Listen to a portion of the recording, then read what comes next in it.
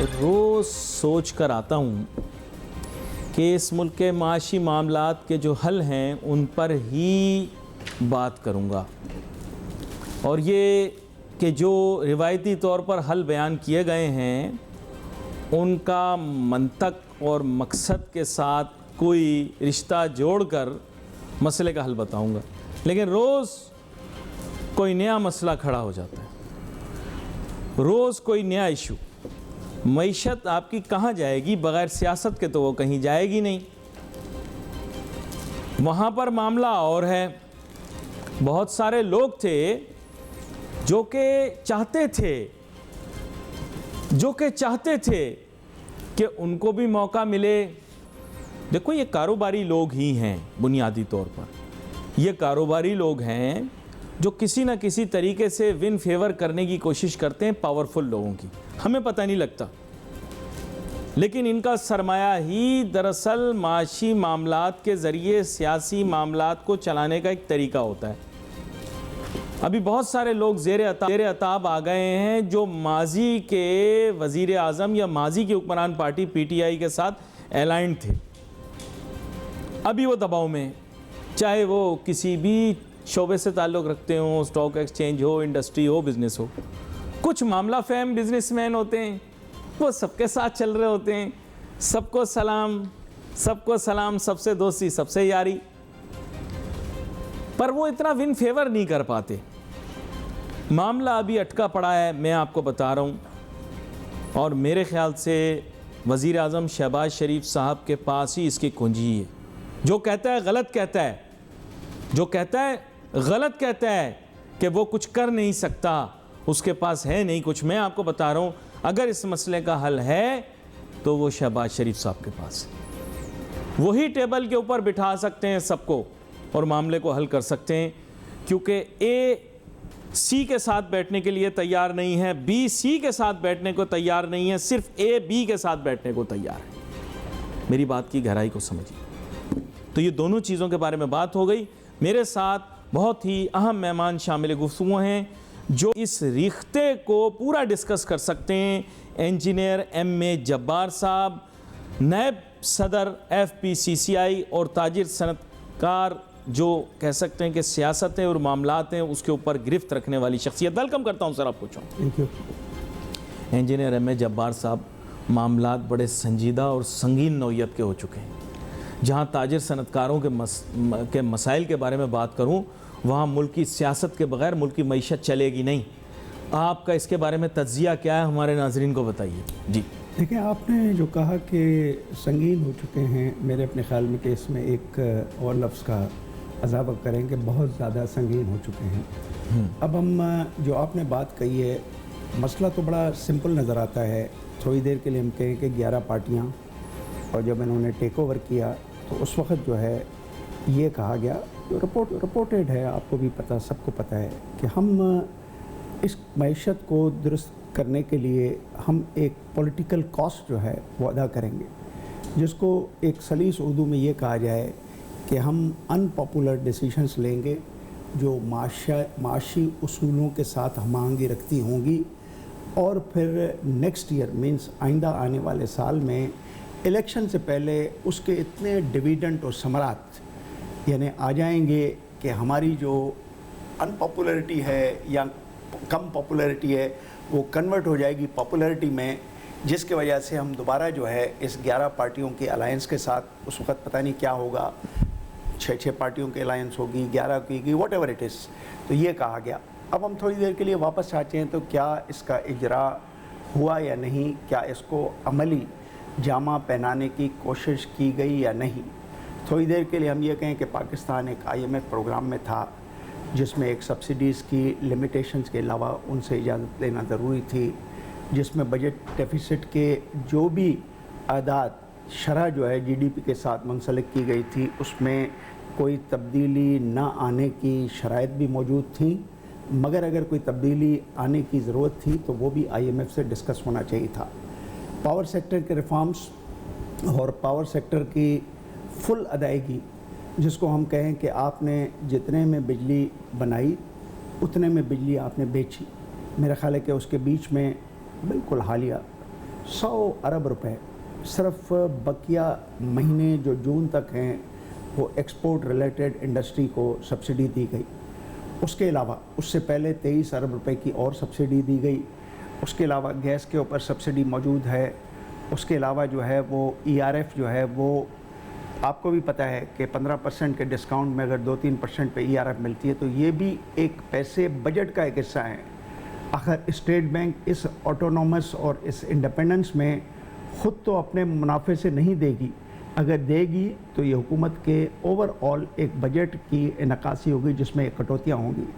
अब ये सारी चीज़ों के बाद हम हर दूसरे तीसरे दिन देखते हैं कि हमारे नए जो डार साहब हैं, जिसको अक्सर डार इकोनॉमिक्स के हवाले से कहा जाता है, उन्होंने आते ही कहा कि हम पॉलिसियों में इतनी जिद्दत लाएंगे कि जो भी इन पॉलिसियों की वजह से एक आम आदमी मुतासर हुआ है, जिसको महंगाई कहते हैं, अफरात ज़र कहते हैं, इन्फ्लेशन कहते हैं, उसको मैं ठीक करूँगा। ये भी उन्होंने कहा कि साथ साथ एक इंटरेस्ट रेट के हवाले से एक इनडायरेक्टली इंडिकेशंस भी दी। साथ साथ उन्होंने ये भी कहा कि रुपया जो है डॉलर के साथ अब 200 रुपए के मुकाबले पर बहुत जल्दी आ जाएगा। थोड़ी देर के लिए हम नहीं, कॉन्ट्रडिक्शन हो गई ना।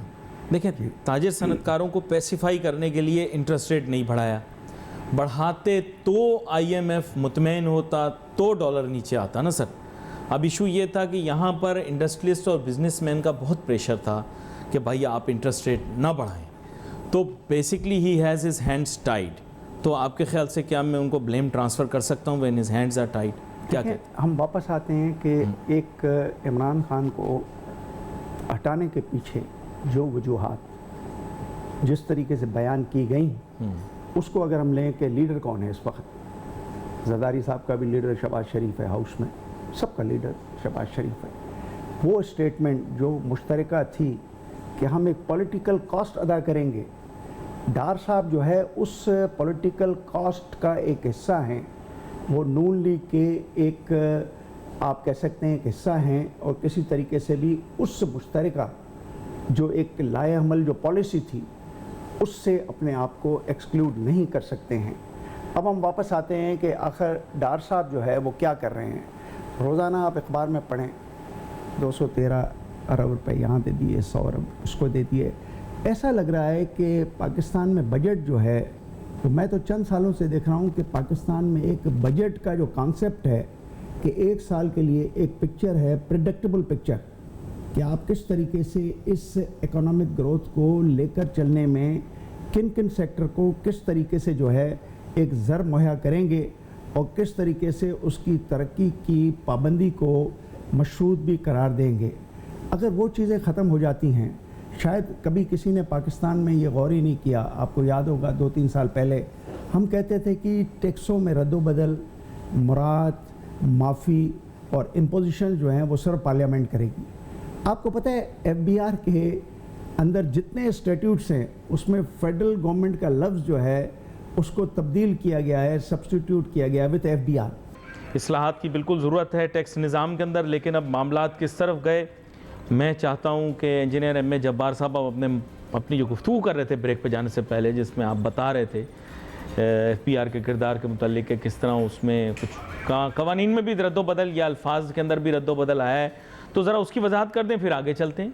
देखिए जी, चंद सालों से FBR की मजबूरियाँ क्या थी कि वो कहते थे कि हम कोई भी टैक्स के सिलसिले में मुआवनत, एग्जेम्पशंस, इम्पोजिशंस या दूसरी मुराद या एक प्रोजेक्ट्स के आने की दिलचस्पी की बरकरारियत में इंसेंटिव्स देने के हवाले से हमारे हाथ बिल्कुल बंधे हुए हैं और ये पार्लियामेंट का इस्तेहकाक है।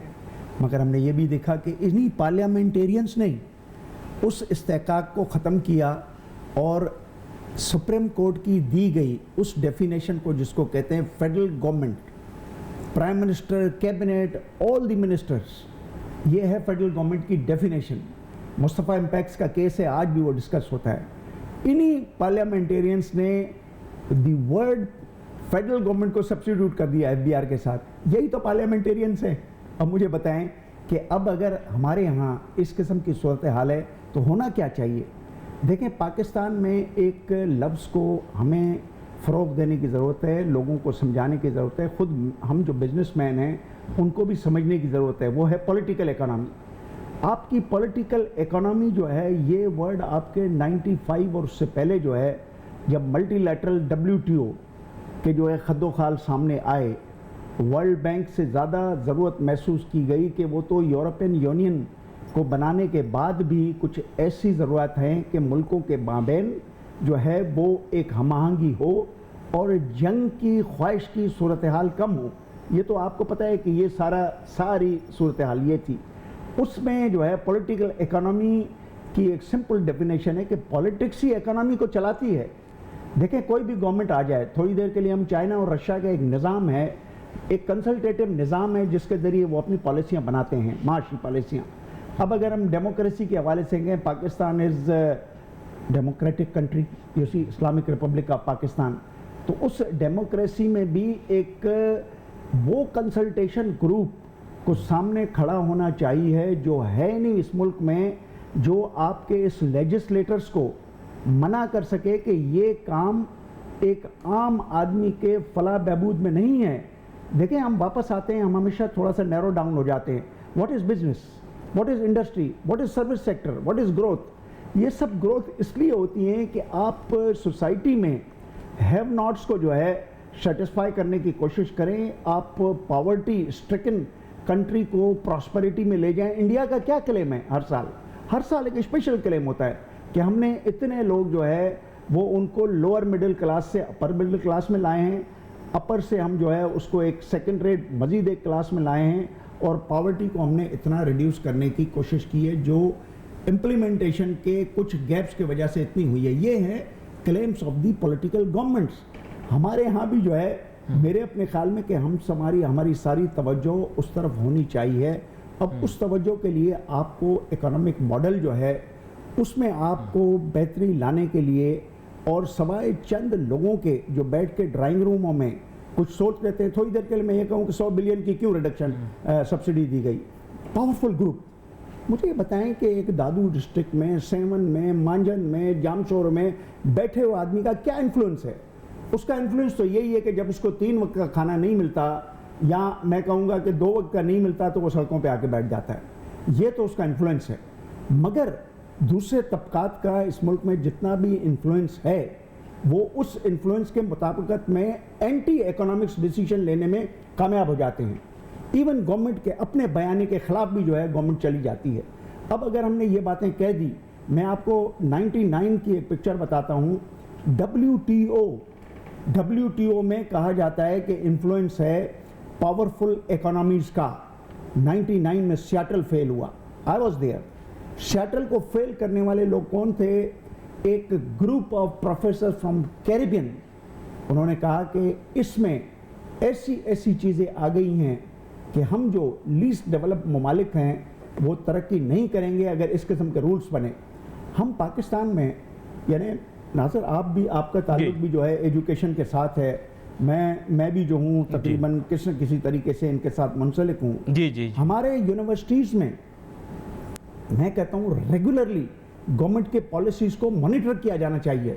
اسکول آف آپ کے بزنس اینڈ اکنامکس کو گورنمنٹ کے ہر موو کو, ہر کیبنٹ کے ڈیسیجن کو, ہر کیبنٹ کے ایجنڈا کو ڈسکس کرنا چاہیے کہ اس کے کیا میرٹس ہیں اور اس سے میڈیم ٹرم اور لانگ ٹرم میں کیا نقصانات ہو سکتے ہیں. ہر چیز کو اگر ہم ایڈ ہاک اور شارٹ ٹرم میں لے آئیں گے, یقین کریں اکانومی کی درستگی کی علامات جو ہیں وہ کہیں پہ بھی ظاہر نہیں. اصل میں پرابلم یہ ہے کہ اکیڈیمیا کے پاس ابھی وہ سکلز ڈیولپ نہیں ہوئے, اور آپ منفرد آدمی ہیں اس بزنس انڈسٹری کے شعبے میں جو اتنے ویژنری ہیں, اور لوگ بھی ہیں آپ کے ساتھ, اور لوگ بھی ہیں, لیکن آپ کی, کیونکہ میں نے دیکھا ہے آپ یونیورسٹیوں میں تشریف بھی لاتے ہیں, بہت سارے پالیسی میٹرز کے اوپر بات بھی کرتے ہیں, اور لیکن ون مین تھنک ٹینک نہیں ہو سکتا سر. اس میں کچھ آپ اور بھی لوگوں کو ریکمینڈ کریں, کیونکہ آپ تو بالخصوص کیونکہ صوبہ سندھ سے آپ کا ایک رابطہ, ایک تعلق بھی ہے, آپ مختلف کمپنیوں کے بورڈ آف ڈائریکٹر پہ بھی بیٹھتے ہیں, اس کے علاوہ بھی آپ کی اپنی ایک ویژن ہے.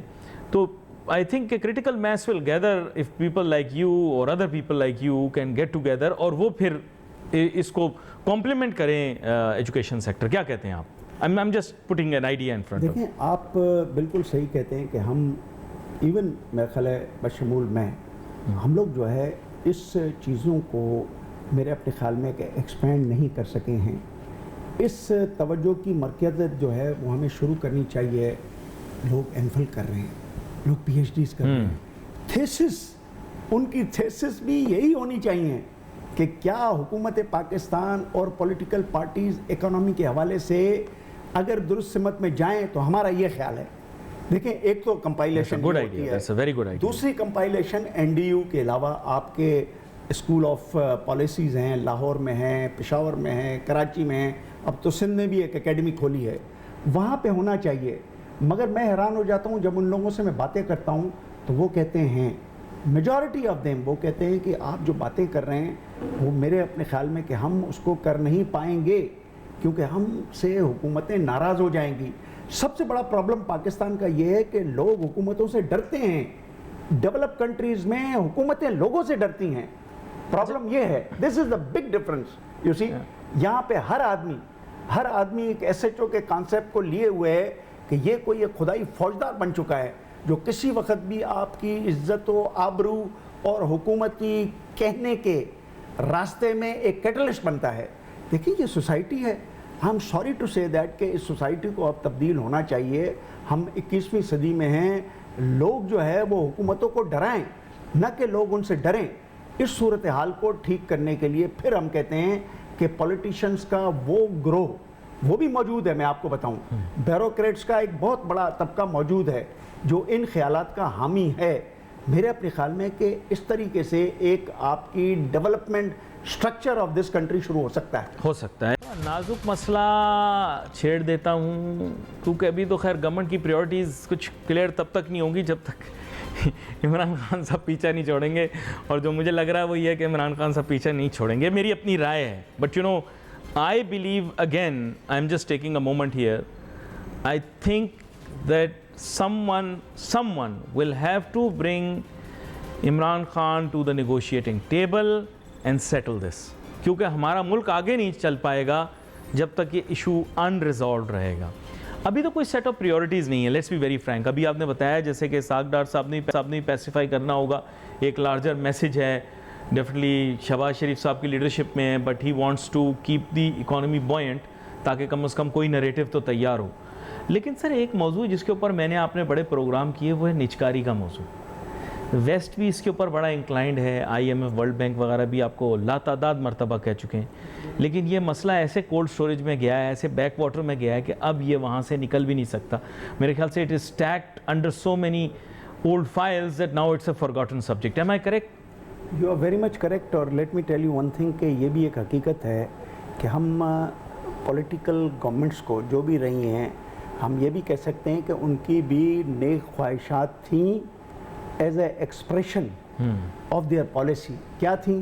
پرائیویٹائزیشن ہو, کیونکہ پبلک سیکٹر میں جو چیزیں ہیں وہ ٹھیک کام نہیں کر رہی ہیں. Public sector is adding to the losses جو ہمیں پک اپ کرنے پڑتے ہیں. Public sector is a burden on our whole exchequer. یہ ایکسپریشنس پیپلز پارٹی سے لے کر نواز شریف سے لے کر میرے اپنے خیال میں کہ ایون یعنی عمران خان کی گورنمنٹ میں بھی رہے. اور ہم یہ کہہ سکتے ہیں کہ کاوشیں کرنے کی کوششیں جو ہے وہ بھی جاری رہیں. مگر ہم آتے ہیں کہ آخر فیلیورز کے اسباب کیا ہیں. دیکھیں جس زمانے میں پی آئی اے جو ہے وہ پرائیویٹائزیشن کے اوپر چل پڑا تو اس میں سب سے بڑا مسئلہ تھا لیجسلیشن کا. جب لیجسلیشن جو ہے چینج کرنے کی ضرورت تھی کیونکہ پرائیویٹائزیشن کے عمل میں جب آپ کسی کو شامل کرتے ہیں تو قوانین اور قانونی ڈھانچہ ایسا ہونا چاہیے کہ وہ اس میں اندر آ سکے. آپ کو یاد ہوگا کتنے بڑے جو ہے ہنگامے ہوئے, اس کے بعد جو ہے ہم جان بھی گئی تھی لوگوں کی. ہاں, پھر ہم واپس آتے ہیں کہ پاور سیکٹر کے سلسلے میں جینکوز, پاور سیکٹر کے سلسلے میں نواز شریف کی حکومت کی باتیں کرتا ہوں میں. پاور سیکٹر کے سلسلے میں یہ کہا گیا کہ جتنی بھی ڈسٹریبیوشن کمپنیز ہیں یا تو ان کو پرائیویٹائزیشن کر دیں یا تو مینجمنٹ کسی فعال ہاتھوں میں دیں اور وہ اپنی انویسٹمنٹ کر کر ایک حصہ حکومت کو بھی دیں اور باقی جو ہے پروفٹ خود لیں. چلیں let me ask you a difficult question since you had steel mill as well. مطلب I think that was a de facto position. Steel mill can be revived? No. should it be sold off? دیکھیں steel mill کی revision جو ہے بہت پہلے ہونی چاہیے تھی. میں نے اپنے یعنی میرا خیال ہے کہ 10-12 ٹیلی ویژن والے کتنے رپورٹرز بیٹھے تھے, مجھ سے ایک سوال پوچھا گیا, ایون ایک آپ کے بڑے مستند قسم کے چینل ہے وہاں پہ, کہ آخر اسٹیل مل کے ریویژن کے راستے میں کیا رکاوٹ ہے. میں نے آپ کو پتہ ہے کیا جواب دیا تھا؟ میں نے کہا کہ پولیٹیشنز اینڈ بیوروکریسی, اور اس کے بعد میں تبدیل بھی ہو گیا. میرے یہ 2 الفاظات جو ہیں, یہاں پہ سچ کہنا بڑا مشکل ہے, سچ کوئی اور کہے تو زیادہ اچھا ہے. میں منصور نہیں کہ سولی پہ چڑھ جاؤں. لوگوں نے اس ایٹیٹیوڈ کے ساتھ اب زندگی گزارنا شروع کی ہے, تو کیا میرا ایٹیٹیوڈ بھی یہی ہونا چاہیے؟ کبھی کبھی میں سوچتا ہوں رات کے تاریکی. But as an engineer, since you told me once in the past that you were there a very long time ago during your career also, and after that of course you got the opportunity to lead the organization for a short period of time. This is just an ideal example. There are so many other SOEs. Like you said, politicians and bureaucrats, but do you think that we should be selling them off? Let's be very straightforward. They can be revived. Should there be a let's say this, should there be a revival commission or a privatization commission? Simple. دیکھیں تھوڑا سا جو ہمارے اس وقت قوانین ہیں وہ ایک طولانی قسم کے ایک پروسیس کو انہوں نے جنم دیا ہوا ہے. اب آپ کی واپس آ جاؤں پروسیس. میرے اپنے خیال میں کہ اسد عمر کے زمانے میں ایک کمپنی بنی, اگر آپ کو یاد ہوگا, سرمایہ پاکستان. اس کو سنگاپور کے ماڈل کے طور پر بنانے کی کوشش کی. میں نے کئی مرتبہ اسد عمر کو کہا کہ پلیز ٹیک اٹ اپ. اس میں ایک طریقہ کار یہ تھا کہ ان سب کو ایک جگہ پارک کریں, جو ریوائیو ہو سکتی ہیں ان کو بیچ دیں یا اس کو کسی کے حوالے کریں, اور جو کلب میں جا کر ایک کمپنی بن سکتی وہ کریں. اسد عمر نے ایک بہت ہی مستند بورڈ اپنے دوستوں کا بنایا. یہاں پہ اس کی بڑی غلطی تھی. اپنے دوستوں؟ ہاں, میں میرا خیال ہے کہ let me be very frank. ہاں بول دیں. جب انہوں نے یہ بنایا تو ان لوگوں کے پاس نہ ٹائم تھا نہ کوئی میرا خیال ہے کہ وہ اسپرٹ تھا, کیونکہ یہ اسپرٹ جو ہے وہ مڈل کلاس اور اپر مڈل کلاس کے پڑھے لکھے لوگوں میں آپ کو زیادہ طور پہ نظر آئے گا بنسبت اپر برجوا کلاس کے. میرا خیال ہے کہ میں تھوڑا سا سمجھ گیا. دیکھیں نا, برجواز کہہ لیں آپ, اعلیٰ نسل ہمارے ملک کے اندر اعلیٰ نسل کہہ دیں, جو کچھ کہیں ٹھیک ہے نا, مطلب جو ڈاکٹر عشرت کہتا رہتا ہے. نہیں یعنی آپ اچھا نہیں, یہ ڈاکٹر عشرت والی آپ نے بات کی, آپ کو یاد ہوگا وہ کتاب انہوں نے لکھی تھی ایلیٹ اسٹیٹ والی, تو انہوں نے کون سا اس کو بدل دیا, اسٹیٹس کو سب اسی کا حصہ بن جاتے ہیں. ڈاکٹر عشرت کے دورانیے میں عمران خان شوڈ بی ڈس اپوائنٹڈ کہ کون سی مرجر ایکوزیشن, کون سے ریفارمز جو ہیں وہ ہمارے سامنے آئے. میرا خیال ہے کہ کہنا بہتر نہیں ہے, کیونکہ ڈاکٹر عشرت کی اور کئی خدمات ہیں جس کو بھی میرا خیال ہے کہ کہیں پہ ہمیں, میں نے یہ تو کہا ہی نہیں کہ خدمات نہیں ہیں. بات یہ کہ ایک لڑکا بہت اچھا ہو, بہت شریف ہو, لیکن اس کی لڑکی کے ساتھ شادی ہو جائے تو پرفارمنس تو اس کے بعد جج کی جائے گی نا. پہلے وہ اچھا تھا, نیک تھا, اس کو نہیں آپ عہدہ دیا گیا تو تب کیا کیا. ہاں بالکل آپ کی بات صحیح ہے. بلکہ اس زمانے میں Nadeem Babar, I am sorry to say that کہ I don't know but I should use the word notorious, I should. Abdul Razak Dawood ہوش پاور کا مالک, اس کے اپنے انٹرسٹ تھے. تابش گوہر, اس کے اپنے انٹرسٹ تھے. آپ جب انٹرسٹ گروپس کو, بینیفیشریز کو ڈیسیشن میکنگ کا حصہ بنائیں گے تو وہ ڈیسیشن کی پروڈنس, اس کی جسٹس اور اس کے خد و خال کو خراب کرے گی. وہ بنے گی ذاتی ڈیسیشن. اس سے پہلے کہ آپ اور میں دونوں جذباتی ہو جائیں اور آپ چند نام اور لے دیں, میں کہوں گا بھائی یہاں پر ہی آج کے لیے, پھر آگے آنے والے دنوں کے اندر ایم اے جبار صاحب کو دوبارہ سے دعوت دوں گا. بڑی خوبصورت گفتگو ہوئی اور بڑی بے باک انداز کے اندر یہ بات بالکل لحاظ نہیں کرتے, اور اب ضرورت بھی اسی امر کی ہے کہ کھل کے بات کی جائے, کیونکہ ہمیں معیشت کو ٹھیک کرنا ہے. آپ کا بہت شکریہ, آپ شو پر ہمارے ساتھ شامل گفتگو ہے. ناظرین wait for message on Facebook. Ali Nasir ہماری ٹیم کو اجازت دیجیے. اللہ حافظ.